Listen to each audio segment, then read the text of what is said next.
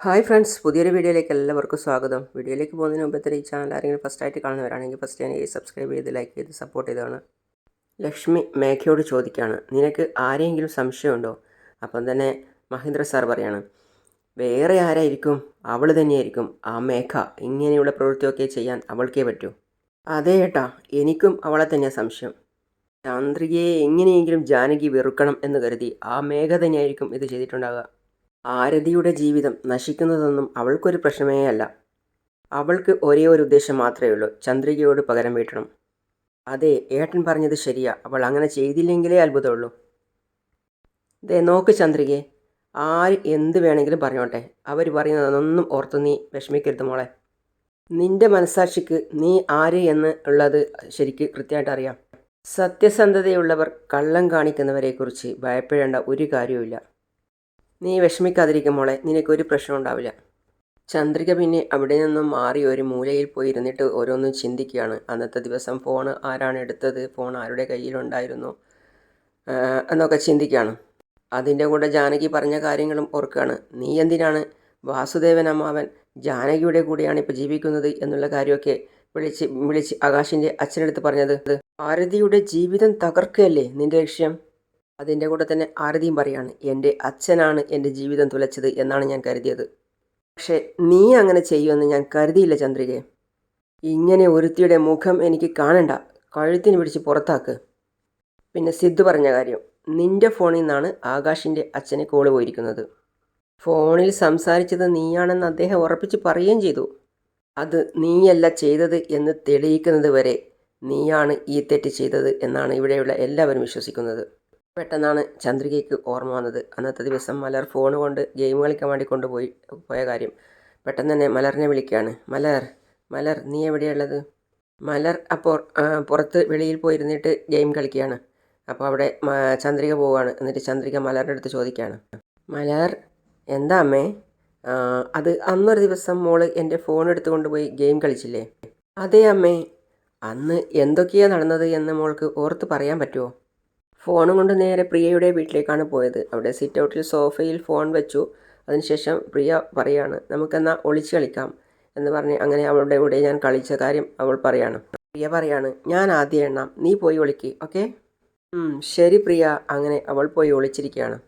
ചന്ദ്രയെ ചോദിക്കുകയാണ്, അപ്പോൾ നീ കളിച്ചുകൊണ്ടിരിക്കുന്ന സമയത്ത് ഫോൺ എവിടെ വെച്ചേ? മുത്തശ്ശൻ്റെ വീട്ടിലെ വരാന്തയിലുള്ള ആ സോഫയിൽ വെച്ചിട്ടാണ് ഞാൻ കളിക്കാൻ പോയത്. അല്ല, അപ്പോൾ എൻ്റെ ഫോൺ മറ്റാരെങ്കിലും എടുത്തിരുന്നോ? ഇല്ല അമ്മേ, ആരും എടുത്തില്ല.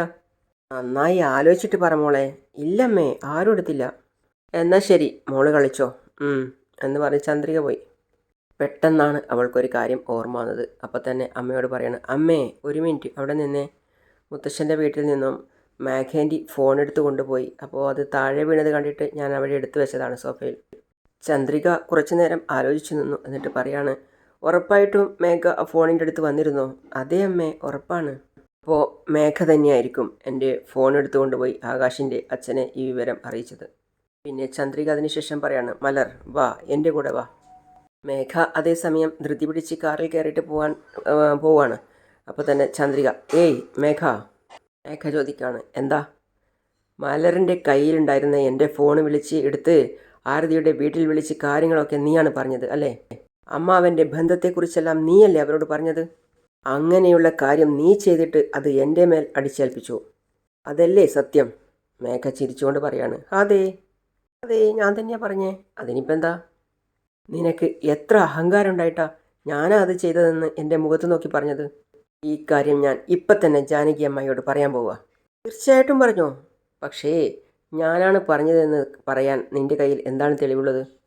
ഞാൻ പറഞ്ഞിട്ടേയില്ലെന്ന് ജാനകി അമ്മായിയുടെ മുന്നിൽ വെച്ച് കർപ്പൂരത്തെ തൊട്ട് സത്യം ചെയ്യും.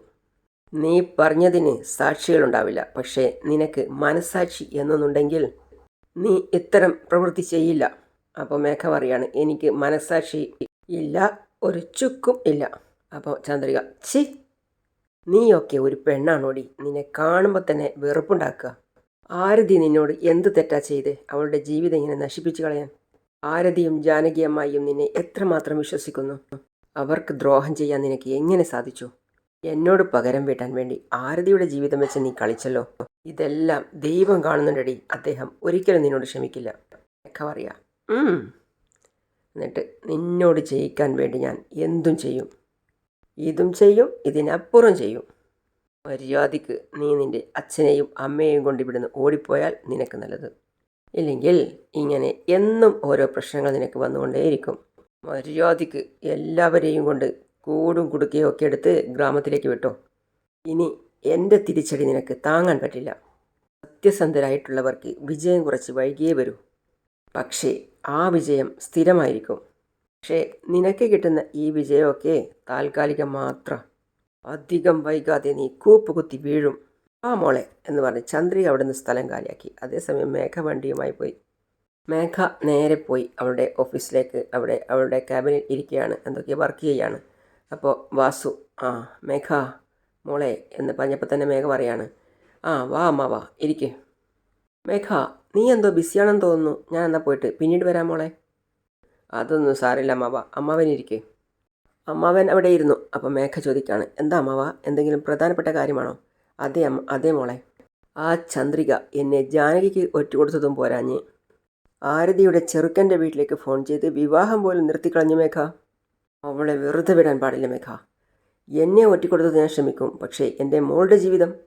പക്ഷേ മേഘയുടെ മനസ്സ് അത്ര ഷോകടിക്കുന്നില്ല. കാര്യം എന്ന് പറഞ്ഞാൽ മേഘയാണല്ലോ ഇതൊക്കെ ഉണ്ടാക്കി വെച്ചത്. എൻ്റെ മോളുടെ ജീവിതം അവൾ നശിപ്പിച്ചു കളഞ്ഞില്ല മേഘ. അവളെ, ആ ചന്ദ്രികയെ ഞാൻ വെറുതെ വിടില്ല മേഘ. അവളുടെ അവസാനം എൻ്റെ കൈകൊണ്ടാണ്. മേഘ അതേസമയം മനസ്സിൽ ചിന്തിക്കുകയാണ്, ഞാനാണ് ആരതിയുടെ വീട്ടിൽ ഈ വിവരങ്ങളൊക്കെ വിളിച്ചു പറഞ്ഞത് എന്ന് വാസുമാവനെങ്ങാനും അറിഞ്ഞാൽ എന്നെ കൊന്നുകളയും എന്നാ തോന്നുന്നത്. ചന്ദ്രിക എന്നെ ചതിച്ചിട്ട് എൻ്റെ മകൻ സിദ്ധാർത്ഥിനെ വിവാഹം കഴിക്കുന്നത് എനിക്ക് കാണണം. അവളുടെ വിവാഹമോഹം നടക്കില്ല മേഘ. അതേസമയം മേഘ ടെൻഷൻ അടിച്ചിരിക്കുകയാണ്. ആ ചന്ദ്രിക എന്നെ എന്തിനാ ചതിച്ചതെന്നോർത്ത് ഓരോ ദിവസവും ഉരുകി ഉരുകി കഴിയാൻ വേണ്ടി പോവുകയാണ് മേഘ. അപ്പോഴാണ് മനോഹരൻ ഓടി വന്നത്. മേഘ, മേഘ, അയ്യോ ഇതെന്താ ഇങ്ങനെ വെപ്രാളം പിടിച്ച് ഓടുന്നു?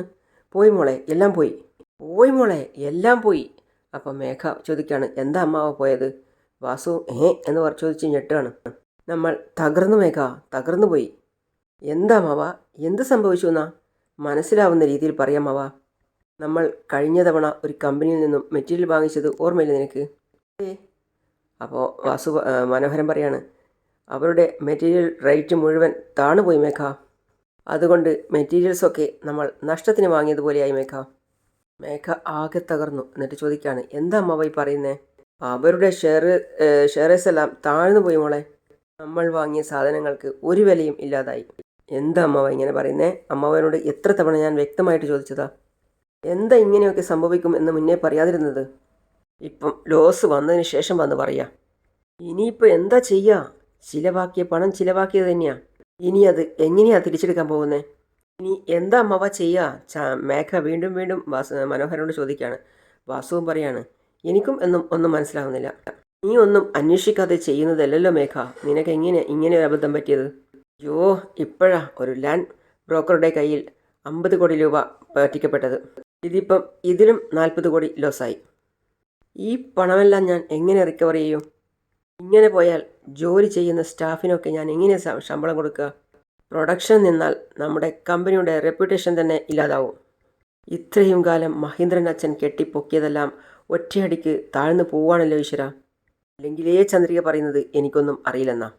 ഇപ്പോൾ അവൾ പറഞ്ഞതുപോലെ തന്നെയായി. ഇതിനെല്ലാത്തിനും അമ്മാവൻ തന്നെയാണ് കാരണം. മേഘ അമ്മാവനോട് ചൂടാകാണ്. ഞാൻ തെറ്റ് ചെയ്താലും അമ്മാവൻ അത് തിരുത്തണമായിരുന്നു. അയ്യോ, പക്ഷേ അമ്മാവൻ എനിക്ക് റോങ് ഐഡിയാസ് തന്ന് ഇത്രയും വലിയൊരു ലോസിൽ കൊണ്ടുവന്ന് നിർത്തിയില്ലേ? അമ്മാവൻ പറയാണ്, സോറി. ഇനിയിപ്പോൾ സോറി പറഞ്ഞിട്ട് എന്താ കാര്യം? വേഗം ഇവിടെ നിന്ന് പോയിക്കോ. അയ്യോ ഷോ, മേഘ ഒരു ഭ്രാന്തിയെ പോലെയായി. അപ്പോൾ വാസു പറയാണ്, മേഘ ഇനിയിപ്പോൾ നമ്മൾ എന്താ ചെയ്യുക? എനിക്കൊന്നും അറിയില്ല അമ്മവാ.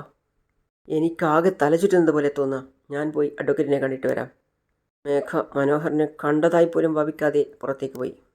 വാസു പറയാണ്, എന്താ മനോഹര ഇത്? സൂക്ഷിച്ചു വേണ്ടേ ഇതൊക്കെ കൈകാര്യം ചെയ്യാൻ? ഇതെന്താ പച്ചക്കറി കച്ചവടമാണോ?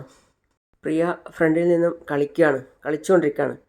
മേഘ അവിടെ ഇരുന്ന് ചായ കുടിക്കുകയാണ്. അപ്പോൾ അതേസമയം മനോഹരൻ കയറി വരികയാണ്. എന്നിട്ട് പറയാണ്, ഇതെന്താ കളിച്ചുകൊണ്ടിരിക്കുകയാണോ? പോയി പഠിക്കുകയല്ലേ? മേഘ ചോദിക്കുകയാണ്, എന്താ അമ്മാവ എവിടെ പോയിട്ട് വരിക? നിൻ്റെ കാര്യത്തിന് വേണ്ടി തന്നെ പോയിട്ട് വരിക. അമ്മാവ എന്താ കാര്യം?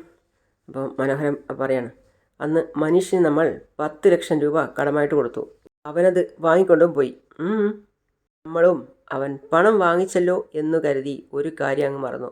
മേഘ, അന്നവൻ പണം വാങ്ങുമ്പോൾ ഈ പത്രത്തിൽ അവനെ കൊണ്ട് ഒപ്പിടിക്കണമായിരുന്നു. അവനും പ്രിയയുമായി ഇനി യാതൊരു ബന്ധവുമില്ല. ഇനി പ്രിയയുടെ പേരും പറഞ്ഞിവിടെ വരില്ല. അവളുടെ പേർ ഇനി അച്ഛനെന്നുള്ള അധികാരം അവന് തീരെ ഇല്ലാതായിരിക്കുന്നു എന്നും. ഇതൊക്കെ നമ്മൾ അന്ന് അവൻ്റെ കയ്യിൽ നിന്നും എഴുതി വാങ്ങിക്കണമായിരുന്നു. അങ്ങനെ ഈ പത്രത്തിൽ നമ്മൾ ഒപ്പിട്ട് വാങ്ങിയിരുന്നെങ്കിൽ അയാളുടെ കയ്യിലൊരു പത്രം ഉണ്ടായിരുന്നു. അവൻ വീണ്ടും പണം ചോദിച്ചു വരുമ്പോൾ അന്ന് നമുക്ക് ഇത് വെച്ച് വിരട്ടാം. അതുകൊണ്ടാണ് നമ്മുടെ അഡ്വക്കേറ്റിനോട് പറഞ്ഞ് ഈ ഡോക്യുമെൻ്റ് ഞാൻ റെഡിയാക്കിക്കൊണ്ട് വാങ്ങിക്കൊണ്ട് വന്നത്. ഇതിനെല്ലാം കൃത്യമായിട്ട് തന്നെയാണോ എന്ന് വായിച്ചു നോക്കി നീ ഓക്കെ എന്ന് പറഞ്ഞാൽ ഞാൻ ഇപ്പം തന്നെ മനീഷിൻ്റെ അടുത്ത് പോയി ഒപ്പ് വാങ്ങിക്കാം. കൊള്ളാലോ അമ്മാവ, എനിക്ക് തോന്നാത്ത കാര്യമൊക്കെ അമ്മാവന് തോന്നിയിരിക്കുന്നു. മേഘ വായിച്ചു നോക്കിയിട്ട് പറയാണ്, എല്ലാം കറക്റ്റായിട്ടുണ്ട്. അമ്മാവൻ പറഞ്ഞതുപോലെ മനീഷ് ഇതിൽ ഒപ്പിട്ട് കഴിഞ്ഞാൽ പിന്നെ അവൻ ഒന്നിനും നമ്മളെ പ്രശ്നത്തിന് വരില്ല. ഇതാ അമ്മാവ. അപ്പോഴേക്കും വിളിച്ചതുപോലെ മനീഷ് വരികയാണ്. മേഘയും അമ്മാവനും മനീഷിനെ കണ്ട് നോക്കുകയാണ്. മനീഷും അതേപോലെ അവരെ നോക്കുകയാണ്. അപ്പോഴാണ് അവൻ പ്രിയയെ കണ്ടത്. എന്നിട്ട് വിളിക്കുകയാണ്, പ്രിയ, ഹായ് അച്ഛാ. അപ്പം തന്നെ അവളുടെ കയ്യിലുണ്ടായിരുന്ന ബോള് വലിച്ചെറിഞ്ഞിട്ട് അവൾ അച്ഛാ എന്ന് വിളിച്ച് അച്ഛൻ്റെ അടുത്തേക്ക് പോയി. ഇതെന്താ മേഘ, പണം കൊടുത്തത് അവൻ വീട്ടിലേക്ക് വരില്ല എന്ന് വിചാരിച്ചിട്ട് ഇതായിപ്പം വീട്ടിലേക്ക് തന്നെ വന്നിരിക്കുന്നു പ്രിയയെ കാണാൻ. ഇവൻ എന്തിനായിരിക്കും വന്നിരിക്കുന്നത്? വീണ്ടും പണം ചോദിച്ചു വന്നതായിരിക്കുമോ? ഇപ്പോൾ പണം വാങ്ങിയതല്ലേ ഉള്ളൂ, അതുകൊണ്ട് അവസാനമായിട്ട് പ്രിയയെ കണ്ടിട്ട് പോകാം എന്ന് കരുതി വന്നതായിരിക്കും. സാറില്ല അമ്മവ, പ്രിയയെ അവനൊന്ന് നന്നായിട്ട് കണ്ടിട്ട് പോട്ടെ. മേഘ, ഒരു കണക്കിന് അവനിപ്പോൾ ഇവിടേക്ക് കയറി വന്നത് നന്നായി. ഇപ്പം തന്നെ ഈ ഡോക്യുമെൻറ്റിൽ അവനെ കൊണ്ട് സൈൻ ചെയ്ത് വാങ്ങാം. അവൻ ഒപ്പിട്ട് കഴിഞ്ഞതിന് ശേഷം ഇനി മേലാൽ ഈ ഭാഗത്ത് നിന്നെ കണ്ടുപോകരുത് എന്ന് പറയാം. ഇതാ പ്രിയ, മോൾക്ക് ഇഷ്ടപ്പെട്ട ചോക്ലേറ്റ് എന്ന് പറഞ്ഞ് ചോക്ലേറ്റ് എടുത്ത് കൊടുക്കുകയാണ് പോക്കറ്റിൽ നിന്ന്. താങ്ക്സ് അച്ഛാ. പ്രിയ മുട്ടായി വാങ്ങിയതിന് ശേഷം മുത്തമൊക്കെ കൊടുക്കുകയാണ്. പ്രിയ അച്ഛന് ഉമ്മ കൊടുക്കുന്നത് കണ്ടിട്ട് മേഘ ഞെട്ടിത്തരിച്ച് നോക്കുകയാണ്. അതേപോലെ തന്നെ അച്ഛൻ മകൾക്കും ഉമ്മ കൊടുക്കുകയാണ്. അങ്ങനെയാണ് ഇന്നത്തെ ഭാഗം അവസാനിക്കുന്നത്. അടുത്തതായി കാണിക്കുന്നത് മേഘയുടെ ക്യാബിനിൽ സ്റ്റാഫ് വന്നിട്ട് പറയാണ്, മേഡത്തിനെ ചില എംപ്ലോയീസൊക്കെ കാണണം എന്ന് പറഞ്ഞിരിക്കുന്നു. എന്തിനാ അവർ എന്നെ കാണണമെന്ന് പറഞ്ഞത്? 3 മാസമായിട്ട് സാലറി കിട്ടുന്നില്ലല്ലോ. അതിനെക്കുറിച്ച് സംസാരിക്കാൻ എല്ലാവരും അവിടെ വെയിറ്റ് ചെയ്യുന്നുണ്ട്. അപ്പോൾ അദ്ദേഹത്തിൻ്റെ അടുത്ത് മനോഹരൻ പറയാണ്, ദേ നോക്ക്, ഇതുപോലുള്ള കാര്യങ്ങൾ ഹാൻഡിൽ ചെയ്യാനാണ് നിന്നെ പോലെയുള്ള ജോലിക്കാരെ ഇവിടെ വെച്ചിരിക്കുന്നത്. അടുത്ത മാസം എല്ലാവർക്കും ശമ്പളം കിട്ടും. പോയി ജോലി ചെയ്യാൻ വേണ്ടി പറയും. ചെല്ല്. മേഘ പറയാണ്, അമ്മാവാ, ഞാൻ തന്നെ പോയി സംസാരിക്കാം. അപ്പോഴേക്കും ഫോണിൽ ഈ വിവരം എല്ലാവരുടെയും ഫോണിൽ ലൈവായിട്ട് കാണുകയാണ്. ചന്ദ്രികയും ലക്ഷ്മിയും ഇത് നോക്കിയിട്ട് ചിരിക്കുക. പ്രധാന വാർത്തകൾ: മേഘ ഗ്രൂപ്പ് ഓഫ് കമ്പനിയുടെ തൊഴിലാളികൾക്ക് 3 മാസത്തോളമായി ശമ്പളം കൊടുക്കാത്തത്. അതുകൊണ്ട് തന്നെ അവരൊക്കെ സമരത്തിലേക്ക് കടന്നിരിക്കുകയാണ്. ആ സമരം പെട്ടെന്ന് അക്രമാസക്തമായതിനാൽ മേഘ ഗ്രൂപ്പ് ഓഫ് കമ്പനിയിലെ ഉടമ മേഘയ്ക്ക് അവിടുത്തെ മറ്റു ചില ഉദ്യോഗസ്ഥർക്കും മർദ്ദനമേറ്റിരിക്കുകയാണ്. അവിടെ നന്നായിട്ട് അടി നടക്കുകയാണ്. പക്ഷേ ചന്ദ്രികയും ലക്ഷ്മിയും ഫോണിൽ അത് നോക്കി കാണുകയാണ്. പക്ഷേ അത് കണ്ടപ്പോൾ, ആ സീന് കണ്ടപ്പോൾ അവർക്ക് വല്ലാതെ വിഷമം തോന്നി. അങ്ങനെയാണ് ഇന്നത്തെ ഭാഗം അവസാനിക്കുന്നത്. അപ്പോൾ അടുത്ത പുതിയ വിശേഷമായിട്ട് വീണ്ടും കാണാം. അതുവരെ ഈ ചാനൽ സബ്സ്ക്രൈബ് ചെയ്യാതെ ആരെങ്കിലും കാണുന്നുണ്ടെങ്കിൽ പെട്ടെന്ന് തന്നെ സബ്സ്ക്രൈബ് ചെയ്ത് ലൈക്ക് ചെയ്ത് സപ്പോർട്ട് ചെയ്ത് കാണാം. ഫീഡ്ബാക്കും എന്താണെങ്കിലും അറിയിക്കുക. അപ്പോൾ അടുത്ത പുതിയ വിശേഷമായിട്ട് വീണ്ടും കാണാം. അതുവരേക്കും സീ യു ഓൾ.